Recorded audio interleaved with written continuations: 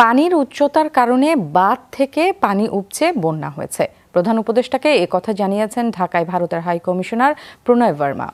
বিকেলে রাষ্ট্রীয় অতিথি ভবন যমুনায় বৈঠক করেন তারা। পরে ব্রিফিংয়ে এ তথ্য জানান প্রধান উপদেষ্টার প্রেস সচিব শফিকুল আলম।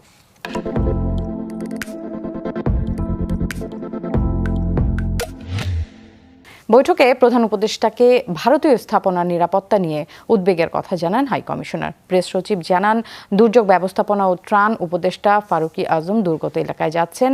প্রধান উপদেষ্টার নির্দেশে দ্রুত সময়ে আক্রান্ত 10 জেলাতেই যাবেন উপদেষ্টারা।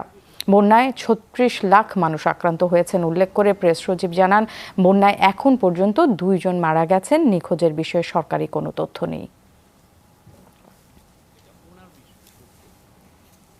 উনি বলেছেন we are really looking forward to working together.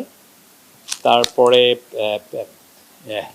এই ত্রিপুরা আপনার জানেন যে বৃষ্টি হয়েছে সেটার কথা এসছে। উনি বলেছেন যে যে বাঁধের কথা আসছে, এটা থেকে অটোমেটিক রিলিজটা হয়েছে। এত পানির উচ্চতা, এত পানি, তো ফলে এটার থেকে পানি অটোমেটিক রিলিজ হয়েছে।